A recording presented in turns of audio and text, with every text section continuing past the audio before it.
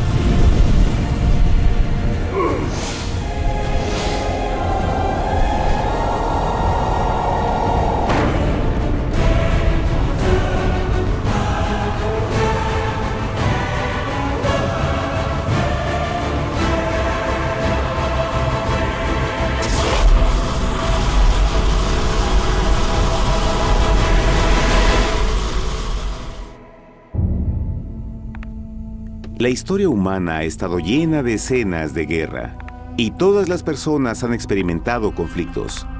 Pero para entender el origen del mal, debemos viajar al pasado, a la primera guerra en el universo.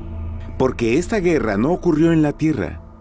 Antes de que nuestro mundo existiera, hubo una guerra en el cielo. Hasta las palabras guerra en el cielo suenan como la última paradoja. Es casi inimaginable para todos que pudiera haber batallas y conflictos entre las creaciones perfectas de Dios en el paraíso. ¿Qué pudo haber causado este conflicto celestial? Por fortuna, un libro antiguo llamado la Biblia nos da suficientes detalles para poder atar los asombrosos cabos. Aunque trágica, también es una increíblemente tierna historia de amor, que va desde el principio de los tiempos tocándonos personalmente a usted, a mí y a cada uno de los individuos de la Tierra. Nuestra historia comienza hace tiempo, en la misma capital del universo, en un lugar llamado Cielo que estaba lleno de seres angelicales que amaban hacer la voluntad de Dios. Bajo el justo y amoroso gobierno del Creador, todo el cielo disfrutaba de una existencia de felicidad y dicha perfecta. El príncipe supremo del cielo y comandante de los ángeles era el todopoderoso y amoroso Hijo de Dios, mejor conocido con el nombre que tomó cuando vino a la tierra, Jesús. Él era uno en propósito y mente con Dios el Padre. El cielo, bajo el mandato compasivo del Padre, Hijo y Espíritu Santo, probó ser un maravilloso lugar de paz y alegría. Para llevar a cabo las órdenes de Dios, la Trinidad estaba rodeada de un océano virtual de innumerables espíritus ministradores llamados serafines y querubines, o mejor conocidos como ángeles.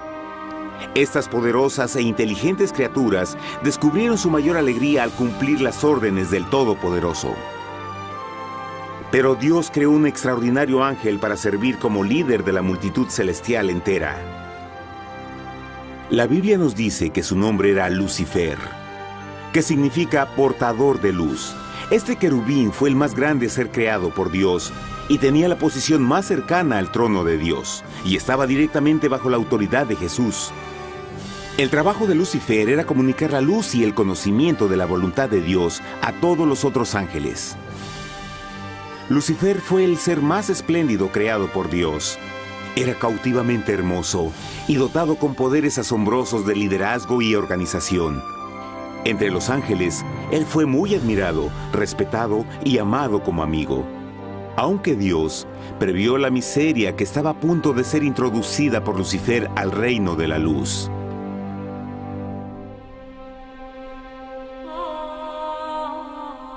Lleno de sabiduría y acabado de hermosura, de toda piedra preciosa era tu vestidura, tú querubín grande y protector. Yo te puse en el santo monte de Dios. Allí estuviste, en medio de las piedras de fuego te paseabas. Perfecto eras en todos tus caminos, desde el día en que fuiste creado, hasta que se halló en ti maldad. Cuando Lucifer pudo darse cuenta de su belleza y poder, su corazón comenzó a cambiar gradualmente. Permitió que su enfoque se alejara de Dios y dirigió su amor hacia él mismo. Tal vez nunca entenderemos el cómo y el por qué estas semillas de rebelión germinaron en su corazón. Pero el profeta Isaías nos da una visión del pensamiento de Lucifer. ¿Cómo caíste del cielo, oh lucero, hijo de la mañana? Cortado fuiste por tierra, tú que debilitabas a las naciones, tú que decías en tu corazón, subiré al cielo en lo alto, junto a las estrellas de Dios. Levantaré mi trono, sobre las alturas de las nubes subiré, y seré semejante al Altísimo. Lucifer gradualmente comenzó a codiciar el poder de Dios, pero no su personalidad. Al pensar en sus propias habilidades y belleza extraordinarias, los cancerosos tentáculos del orgullo y autoadmiración cautivaron su mente. Este resentimiento y envidia finalmente lo llevó a violar la sagrada ley de Dios y a rebelarse contra su gobierno. Necesitamos hacer una pausa y dejar algo en claro. Desde el principio, Dios ordenó que las leyes de la física gobernaran al mundo material en que vivimos. Sin esas leyes naturales, el universo sería un caos. Del mismo modo, las leyes morales de Dios siempre han provisto seguridad y estabilidad al cosmos.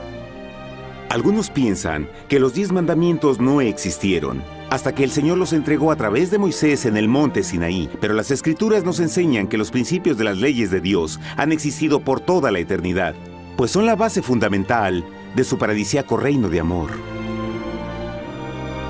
Fieles son todos sus mandamientos, afirmados eternamente y para siempre, hechos en verdad y rectitud. Los 10 mandamientos son un resumen de las características de un Dios de amor. Los primeros 4 mandamientos describen quién es Dios, su poder, su territorio y autoridad. Los últimos 6 describen cómo es Dios, su honestidad, su pureza, su fe. Todas estas cosas siempre han sido verdad y siempre serán verdad. Ahora, por primera vez en la historia de la eternidad, Lucifer comenzó a violar estos principios perfectos. Lucifer sabía que si iba a compartir el poder y estatus de Dios, necesitaría apoyo. Así que se puso a trabajar.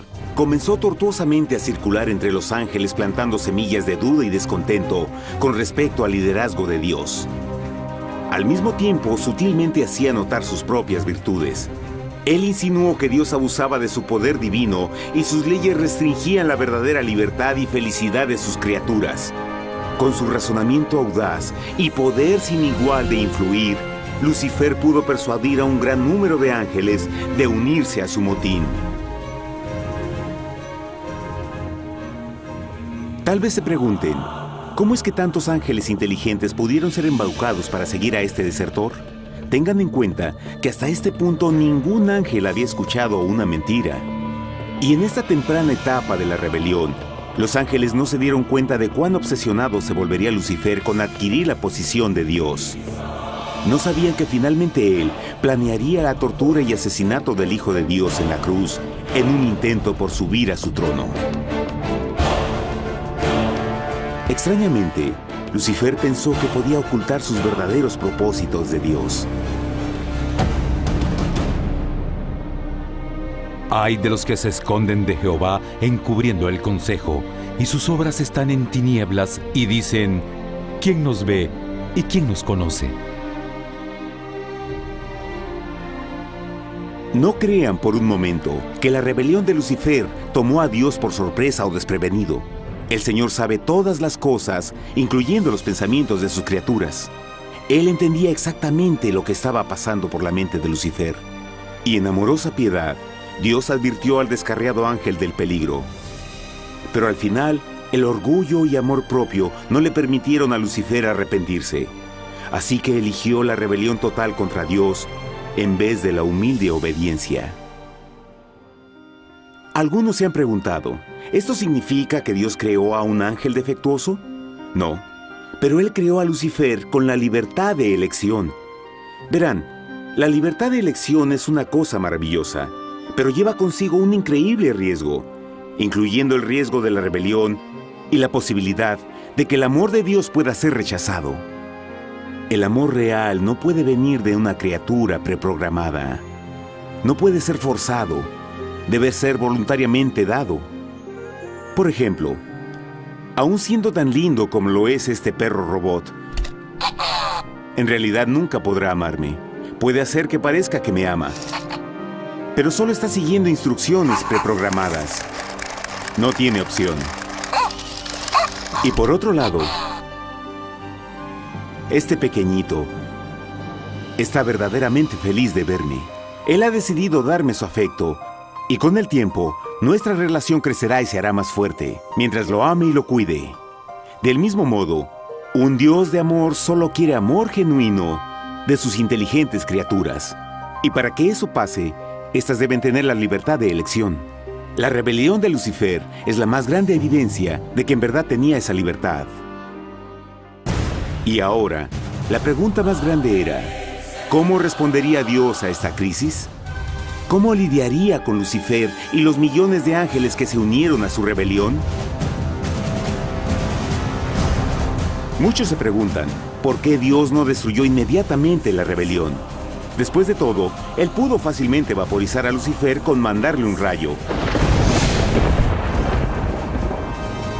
¿Pero eso en realidad habría resuelto el problema? No, al contrario. Eso solo habría intensificado las dudas y sospechas que Lucifer ya había plantado en las mentes de los ángeles. Recuerden, Lucifer sabía, como nadie más podría saber, el manejo interno del gobierno de Dios. Su destrucción se habría visto como parte de un gran encubrimiento, y la razón que motivara el servir a Dios hubiera sido el miedo a las represalias y no el amor. No, el Señor sabía en su sabiduría que la mejor forma de enfrentar la crisis era permitiendo que siguiera su curso. Esta sería la única forma en que se aseguraría de que el mal no se levantara otra vez. Dejad crecer juntamente lo uno y lo otro hasta la siega. Y al tiempo de la siega yo diré a los segadores: recoged primero la cizaña y atadla en manojos para quemarla, pero recoged el trigo en mi granero. En la parábola del trigo y la cizaña, Jesús describe que un tiempo de crecimiento es necesario para que una planta revele su naturaleza. En su entendimiento infinito, Dios sabía que con el tiempo el carácter real de Lucifer sería expuesto y que los amargos frutos de su rebelión se volverían visibles a todos. Hasta ahora los ciudadanos del universo no estaban familiarizados con el pecado y a dónde los llevaría. Pero eso cambiaría cuando ellos vieran por sí mismos su terrible naturaleza autodestructiva. Al final, la sabiduría y amor del gobierno de Dios se mantendría por siempre confirmado y el universo estaría seguro. Cuando Lucifer y sus seguidores llevaron su rebelión abiertamente, el Señor supo que no habría paz si se les permitía quedarse en el cielo. Debía ponerse un límite, tomar acción y desalojar a los rebeldes. Pero Lucifer y sus seguidores nunca se irían por su propia voluntad o pacíficamente. El siguiente paso era la guerra.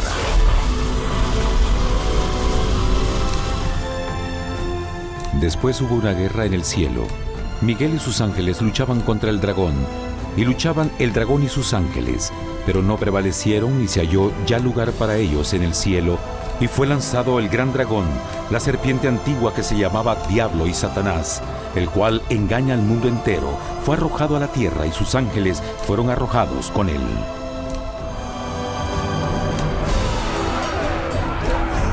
La Biblia no nos revela exactamente qué armas se usaron o cuánto duró este conflicto cósmico.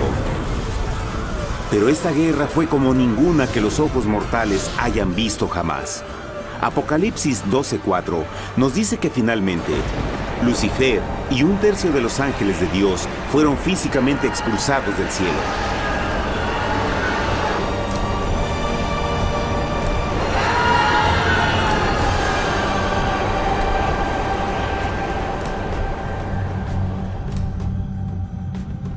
Pero, ¿qué venía después? Lucifer ahora tenía millones de ángeles de su lado, pero necesitaba un pedazo de suelo desde el cual continuar su rebelión. Pronto, demasiado pronto, el universo comenzó a entender lo doloroso y costoso que el pecado podría llegar a ser. Y la guerra no había terminado, apenas comenzaba. Lucifer, el portador de luz, ahora se volvió Satanás, el adversario.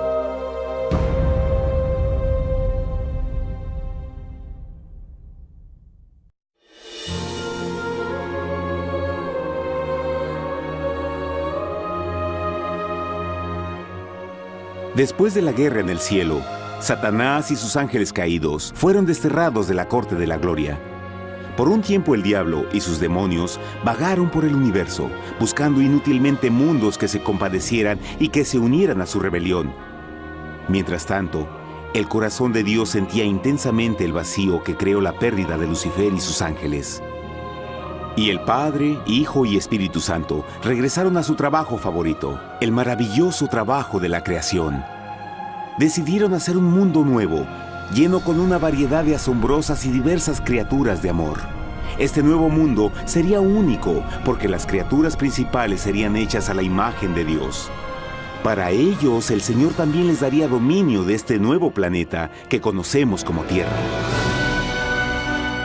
En el principio creó Dios la tierra, y vio Dios todo cuanto había hecho, y era bueno en gran manera. ¡Qué imagen tan asombrosa! Dios forma un nuevo mundo, nuestro planeta Tierra. Y con cada maravilloso día de la creación, algo nuevo y espectacular entraba a formar parte de la escena. Por ejemplo, en el tercer día Dios habló y vegetación hermosa y exuberante saltó a la existencia. Plantas de todos los colores, formas y tamaños. En el quinto día, el mundo estaba lleno con asombrosas, exóticas criaturas que podían ya sea elevarse por los cielos o deslizarse libremente por las aguas azules, y algunas podían hacer ambas cosas. El sexto día vio la presentación de una variada y diversa multitud de animales terrestres. Desde el gigante elefante hasta la pequeña ardilla, cada uno encontró un hogar en el nuevo planeta y un lugar para vivir en armonía con el resto de la creación. Y también en el sexto día, Dios creó al hombre. Entonces dijo Dios: hagamos al hombre a nuestra imagen, conforme a nuestra semejanza. Entonces Jehová formó al hombre del polvo de la tierra y sopló en su nariz aliento de vida, y fue el hombre un ser viviente. Y Jehová plantó un huerto en Edén, al oriente, y puso ahí al hombre que había formado.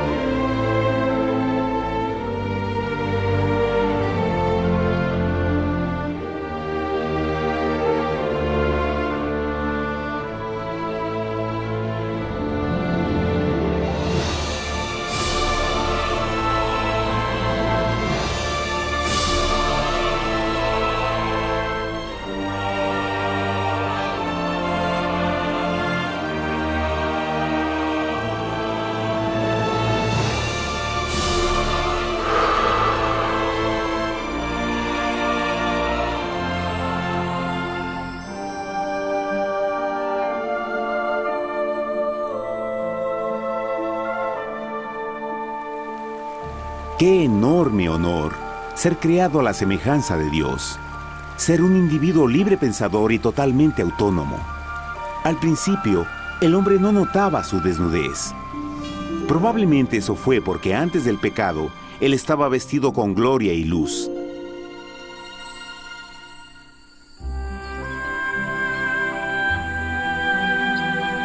Dios también creó la compañía ideal para Adán, su bella esposa Eva.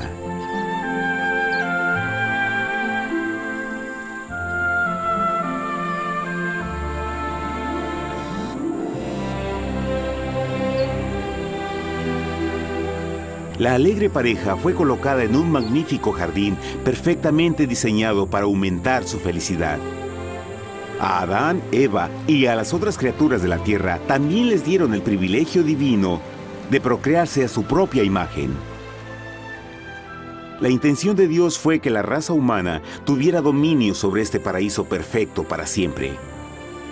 Eternamente felices y sanos, trabajarían con la flora del jardín de Dios, mientras disfrutaban del afecto y compañía de todas las criaturas bajo su cuidado. El ambiente que nuestros primeros padres experimentaron fue muy diferente al mundo de hoy. Las rosas no tenían espinas, los insectos no mordían ni picaban, y los leones y ovejas jugueteaban juntos. Pero la bendición más grande era que los humanos vivían en perfecta armonía con su Creador. Cada séptimo día, Adán y Eva descansaban de su placentera labor y tenían una gozosa comunión con la visita de su Creador. Era un mundo espléndido y maravilloso. Y este estado de felicidad habría continuado por la eternidad si nuestros primeros padres hubieran mostrado fidelidad con una simple prueba.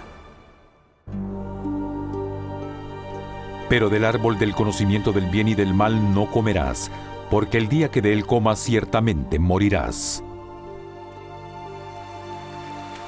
Puesto que el adversario había contaminado el universo con su rebelión, el Señor vio la necesidad de una simple prueba de amor y lealtad. ¿Recuerdan? Los ángeles buenos vieron a un tercio de sus amigos ser expulsados del cielo durante la guerra. ¿Cómo podrían estar seguros que estos nuevos humanos no se unirían a Lucifer y causarían más problemas? Así que el Señor plantó un árbol único en el jardín. Un árbol cuyo fruto no debía ser comido so pena de muerte. Al pasar esta simple prueba de obediencia, Adán y Eva mostrarían su lealtad hacia Dios y su fe en su palabra. Aún más, era una prueba de amor. Por eso Jesús dijo en Juan 14, «Si me amáis, guardad mis mandamientos». Pero alguien más supo de esta prueba de fe y estaba determinado a usarla en su favor. Satanás estaba muy celoso de los humanos, quienes felices disfrutaban de la bendecida vida que él perdió. Su feliz existencia estaba en total contraste con la suya, la cual ahora estaba llena de culpa, pecado y miseria. En su resentimiento y enojo, no estaba dispuesto a dejar a la pareja en paz, pues el pecado siempre buscará arrastrar a otros consigo.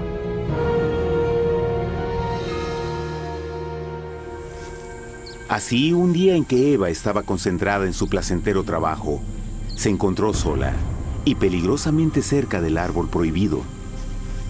Fue cuando Satanás vio su oportunidad. Usando una serpiente hipnotizante como su medio, el ángel caído llamó a Eva desde el árbol y trató de entablar conversación.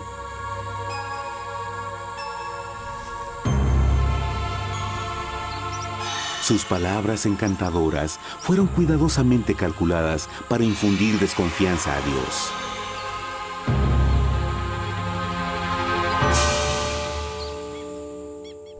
Entonces la serpiente dijo a la mujer, «No moriréis, sino que Dios sabe que el día que comáis de él, serán abiertos vuestros ojos y seréis como Dios, conocedores del bien y el mal». Y vio la mujer que el árbol era bueno para comer, y que era agradable a los ojos y codiciable para alcanzar la sabiduría, y tomó de su fruto, y comió, y dio también a su marido, el cual comió así como ella.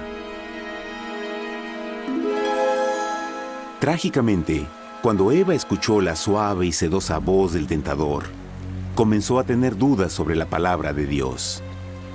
La serpiente la engañó con la promesa de gran poder y sabiduría. Eso llamó su atención. Después de todo, aparentemente el fruto le dio a la serpiente la habilidad de hablar. ¿Qué otros poderes podría darle a ella? Y así, aunque apenas había conocido a la serpiente, ella confió en su palabra por encima de Dios, quien la creó y le proveyó un hogar paradisíaco. Así que Eva comió del fruto prohibido y pronto persuadió a su esposo de hacer lo mismo. Adán pudo haber elegido mantenerse leal a Dios, pero él puso su amor por su esposa sobre su amor por Dios. Cuando nuestros primeros padres le dieron su lealtad al enemigo, el dominio de la tierra fue reclamado por Satanás. ¿No sabéis que si os sometéis a alguien como esclavos para obedecerle, sois esclavos de aquel a quien obedecéis? Ninguno puede servir a dos señores.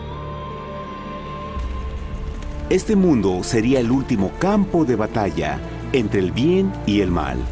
Y el corazón de cada hombre y mujer fue el premio.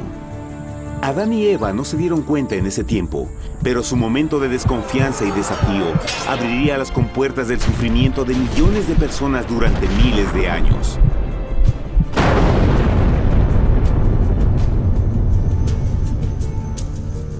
Por tanto, como el pecado entró en el mundo por un hombre, y por el pecado la muerte, así la muerte pasó a todos los hombres, por cuanto todos pecaron. Nuestros primeros padres pronto se enfrentaron al terrible resultado de su pecado. En su estado santo, Adán y Eva resplandecían con túnicas de gloria. Después de pecar, sus túnicas naturales de luz se desvanecieron y se sintieron mortificados con la sensación de su desnudez. Vergüenza y temor reemplazaron su alegría y paz y trataron de cubrir su desnudez con hojas. Ahora también se encontraban bajo la constante influencia del diablo. Cediendo a la tentación, habían debilitado su naturaleza y Satanás había ganado poder sobre la humanidad. Las personas no podían resistir a las tentaciones del diablo con su propia fuerza. Por último, y lo más aterrador, se encontraban viviendo bajo la pena de muerte inminente. Dios les había advertido que la desobediencia traería la muerte. Ya habían experimentado la muerte espiritual. ¿Cuánto tiempo pasaría para que sufrieran la muerte física también? En ese punto su futuro no tenía nada más que oscuridad y desesperación. Echó pues fuera al hombre, y puso al oriente del huerto de Edén querubines, y una espada encendida que se revolvía por todos lados para guardar el camino del árbol de la vida. Igual que el pecado provocó que los ángeles caídos fueran expulsados de su hogar celestial, ahora por la desobediencia, Adán y Eva fueron sacados de su jardín, su hogar en el paraíso. Todo a su alrededor estaba cambiando rápidamente y la humanidad se encontró susceptible a las penas, enfermedades y finalmente a la muerte. Hasta los animales y plantas estaban infectados por la terrible maldición. Las espinas y cardos ahora aparecían en árboles y flores, y los animales que anteriormente eran gentiles comenzaron a matarse y devorarse unos a otros. El peor resultado fue que el pecado separó a la humanidad de Dios. Pero vuestras iniquidades han hecho división entre vosotros, y vuestro Dios y vuestros pecados han hecho ocultar de vosotros su rostro para no oír. En la creación, a Adán y Eva se les dio el honor de hablar con los ángeles y hasta con el Hijo de Dios cara a cara.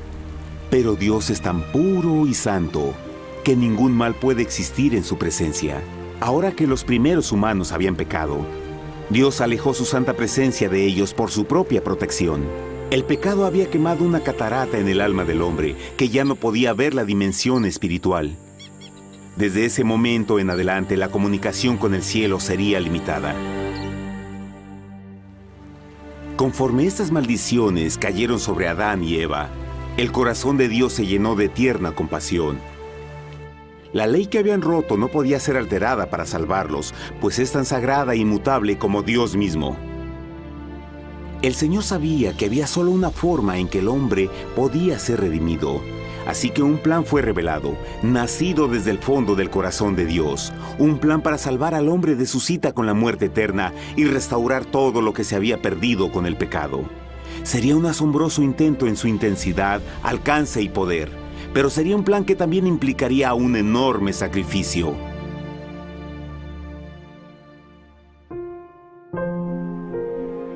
En esto se mostró el amor de Dios para con nosotros, en que Dios envió a su Hijo unigénito al mundo para que vivamos por Él. En esto consiste el amor, no en que nosotros hayamos amado a Dios, sino en que Él nos amó a nosotros y envió a su Hijo en propiciación por nuestros pecados. Las Escrituras claramente enseñan en Romanos 6:23, el costo del pecado es la muerte. La ley rota demandaba la vida del pecador. Y solo había uno en todo el universo que podía calificar como sustituto de la humanidad. El Creador solo podía pagar la deuda de sus criaturas al tomar su lugar. Así, Jesucristo, el Hijo de Dios, por voluntad aceptó dejar la pureza, gloria y seguridad del cielo. Él vendría a morir en nombre del hombre en su malvado y renegado planeta. Él nacería como un inocente e indefenso bebé, soportaría una vida de pena y vergüenza, y aún así viviría una perfecta y victoriosa vida. Finalmente, Él tendría una muerte humillante para poder ser sustituto de la humanidad caída. Por su sacrificio, la humanidad asombrosamente recibiría una oportunidad más de tener vida eterna. Su sangre proveería el rescate para el mundo que había sido raptado por Satanás. Este maravilloso plan de redención fue gráficamente ilustrado en el sistema de sacrificios de animales ordenado por Dios después de la caída del hombre. El Señor había advertido a Adán y Eva que morirían el día que comieran del fruto prohibido. ¿Y cómo fue que permanecieron vivos? La Biblia nos dice que inmediatamente después de su pecado, Dios les proveyó ropa en la forma de pieles animales. Es digno de notar que Apocalipsis se refiere a Jesucristo como la oveja, que fue muerto desde el principio del mundo. Esto indica que una oveja fue sacrificada el mismo día para prevenir sus muertes inmediatas. Por fe, en este sacrificio sus muertes fueron simbólicamente transferidas de ellos a la criatura inocente. La oveja, por supuesto, era la representación de Jesús. Y así, un rayo de esperanza fue provisto en una situación de aparente oscuridad y desesperación. A través del arrepentimiento y la fe en la sangre del Mesías venidero, cualquier humano podría ser una vez más hijo de Dios. Pero a pesar de este maravilloso plan, Satanás aún tenía dominio sobre la tierra, y la vida en este mundo no sería fácil. En el mundo tendréis aflicción, pero confiad, yo he vencido al mundo. Naturalmente, muchos se preguntan, ¿cómo un Dios amoroso y poderoso permite penas y sufrimiento en nuestro mundo actual? Pero está claro desde el Génesis que Dios nunca quiso que conociéramos la pena y tribulaciones de esta vida.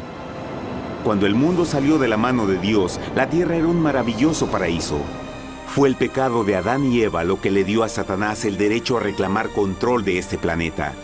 Debido a su trágica elección, el diablo y sus acólitos ganaron el poder de tentar y atormentar a los humanos, infligiendo la enfermedad, el dolor y el sufrimiento. Podría ser mejor preguntar, ¿por qué Satanás tiene control total sobre la humanidad?